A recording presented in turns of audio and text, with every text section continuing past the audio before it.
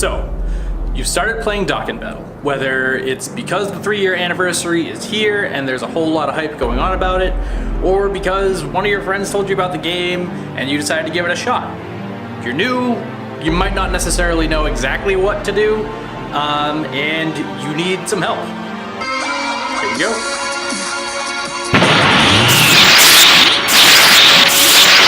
So I have 6.5 steps that you can follow. Now this isn't like boom, boom, boom, like, okay, cool, now I'm a god at the game. But this is 6 things that you can do to really figure out exactly how Dokkan Battle works as a game and progress in it. Now, I do need to make sure that you know like a couple of things, right? Number one, Dokkan Battle is a gacha game, right? So there's this element of gambling that makes it kind of exciting. That's why summons are like so much of a big deal in this game. Summons are cool, they're exciting, you don't know what you're gonna get. You might get something really good. On the other hand, you might get something that's really crap. That's just part of the game. Take it or leave it, and if you leave it, just get far away from it. But we're gonna talk about the core elements of the game itself, how to move through what is in the game and feel good about it. So the first thing you need to do, step 1, right, is to learn the game rotation. The game rotates on a schedule. If you're joining during the 3-year, it's not doing that right now because it's just like everything is open all the time. But when the 3-year celebration is over, or even maybe when it shifts into the second half, whatever, the schedule is going to come back into play, and that's something that you need to know how to follow in order to like maximize your time and your effort spent during the day on any given day. So the rotation is really simple. When you go to the sort screen, right, so when you're like looking to build a team or whatever, and you hit character in the bottom right hand corner, or whatever it says there, it's gonna bring up this screen. At the bottom you'll see all the types. That is pretty much to a T the schedule, right? So Monday is any events or stories or strike events or anything that have to do with AGL characters. Tuesday is tech, Wednesday is int, Thursday is strength, and Friday is physical. Saturday and Sunday are unique situations, right? Through my own observations, what happens on Saturday is that any events for super type characters are what become available. On Sunday, extreme type character events become available. There are no strike events available on the weekends. Those are strictly Monday through Friday. What you get instead on the weekends are the Hero Extermination Plan limited story events. And what you can get through there are awakening medals and support items and characters that are available through other story missions but that aren't regularly available. So if you're looking to get, you know, LR Bojack or Cooler, or you're looking to awaken Majin Vegeta or a couple of Trunks characters, you can find those awakening medals through progressing in that story. That's just a piece of learning, right? That's just information to take into your head and maintain and look at the game and know, oh, okay, cool, so it's Wednesday and I really want to make sure that I awaken my Int Gogeta, so his event is running today. I can do that today. The second thing, the first thing that you actually do in-game, right, is to complete all of like the Roshi tutorial tips, okay? Now, if you're like me, I'm a fairly avid gamer, I can figure most things out on my own.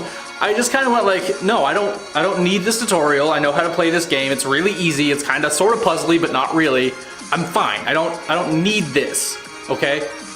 Wrong. You want to go through all of the Roshi tips, or all of the little tutorials that come up at the bottom. And it's things like, you know, like, go to the Dragon Radar, find a Dragon Ball, do this specific quest, do the sprint summon, like all this stuff. You want to make sure that you do that, because this is going to give you a whole bunch of space in your character box, and it's going to give you some Dragon Stones and some support items and some things to kind of get you started. So make sure that you do it. You're going to want to do quests so that you can level up your rank. Leveling up your rank gives you more stamina. More stamina means you can do more stuff. And from ranks 1 to 200, you get Dragon Stones at the significant milestones. I think it's up to 100 Dragon Stones just from doing that, okay? So just from increasing your rank from level 1 to level 200, you get Dragon Stones.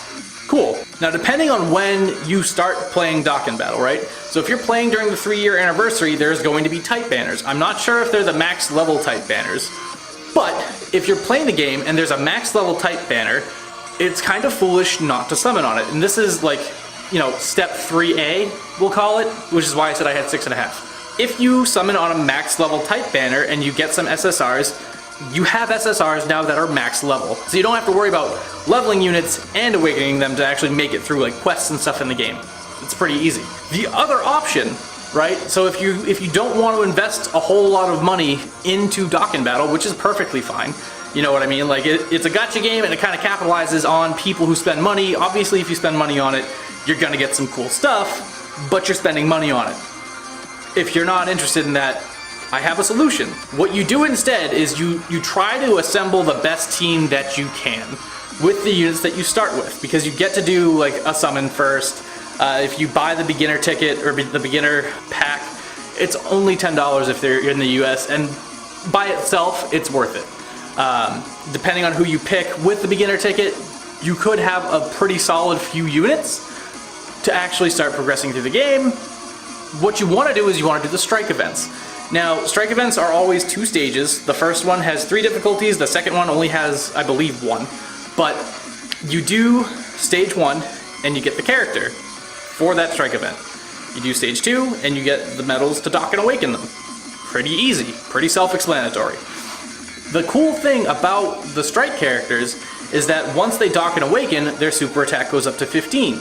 And with the potential system, if you get this strike character, right, and then you dock and awaken, you know, 4 copies of them, and then you have 1 copy dock and awakened at super attack 5, you can have an easy 100% awakened, pending the orbs, 100% awakened, super attack 15 UR unit. Alternatively, right, like, so let's say you do a type summon and you get some really good max level SSR characters, you can use strike characters to fill in the gaps where you don't have SSRs already.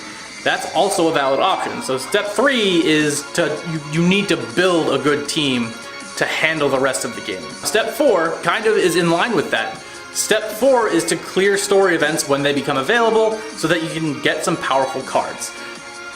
If you're watching this during the 3-year celebration, the Kid Gohan Fierce Battle for Planet Namek is one of the story events that has a really powerful card.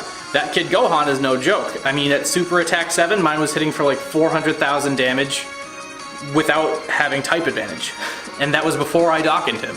So doing story events to get these cards that can drop from them, and to take the time to dock and awaken them, and max out their super attack, things like that, is worth it. Some of these too become leaders for different types, or maybe even different categories. The Kid Gohan, for example, once you dock and awaken him, is the category leader, at least at the moment, for Namek Saga characters, but he's also a leader for Strength type characters. Not the best, but if you're new, trying to go free to play, and don't have someone like Super Saiyan 4 Goku, or Super Janemba, the Strength version, is a good option to have. Step 5 is to actually start clearing all the quests. There are a lot of quests to do, and they take a lot of time to complete, especially because each and every single level has 3 difficulties. Now do not do what I did. I just cranked through the story mode at, you know, normal, and then I was like, alright, cool, yeah, I'm done with this. I beat the game, I don't need to do anything else. Wrong. What you're gonna want to do is you're gonna want to go through the game and complete every single difficulty as you progress through the rest. When you get to Z Hard, on almost every single stage, there is a Supreme Kai Trial that will either get you Supreme Kai Stones or Batara Medals, and the Batara Medals, you want those. You also want the Supreme Kai Stones because that will give you the reason to use the Batara Medals, which is the free-to-play LR Vegito Blue. Super powerful card, you're going to want to have him. Going through the entirety of the quests will net you 675 Dragon Stones. It's a whole lot of multi-summons, but at the same time, that's a whole lot of time to get done. So, depending on what comes out when, you might not want to hoard all of those Dragon Stones, especially if there are some really good banners coming that you want to be able to summon on. That's another thing too. Whenever a double rate SSR summon banner shows up, summon on that. Those are the kinds of banners that you want to save your stones for. Summon on those. The last step, now that you have learned the rotation of the game, built a solid strike team, or built a solid singular type team, which if you have built a solid singular type team, you know what's going to be your next best type team, because all of the types are advantageous against each other or weak to another, right? So if you build a solid strength team, your next good team is going to be a physical team because you can clear the physical events. But now that you've learned the game rotation, you've got some Dragon Stones, you've built either a solid strike team or a solid type team based on what you've been able to do, now is when you can start clearing the Dokkan events. So even if you get into a situation where a stage of a Dokkan event is a type that is strong against what your team is, you can probably still clear it if you're clever with it. So that's pretty much it. The game basically revolves around the start game, learn game, build strong team, clear events, build other strong team. Bonus tip, it wouldn't be a Prof Gaming video without some sort of obscure bonus tip. But if you are playing during the 3-year anniversary, there is a story event type thing called 6 Days in Space to the Galaxy's Edge, or whatever. It's about, you know, when Goku is training on his way to Planet Namek. It's a really quick, easy stage, but if you're just starting out, you want to be clearing that every single day because it gives you a lot of rank experience, and you need rank to get more stamina to do more stuff. If this video has been helpful to you, go ahead and hit a thumbs up. If you didn't like this video and you thought that all of my talking was nonsense and that it wasn't useful, go ahead and give me a thumbs down. All the information that I presented to you was based out of my own observations and my opinion of how to move through the game in the best way and how to really, you know, maximize on your time, stamina, Dragon Stones. And if you have a suggestion for a next video, go ahead and leave that in the comments.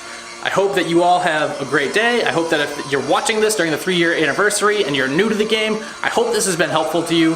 But otherwise, I'll see you in the next one. Later.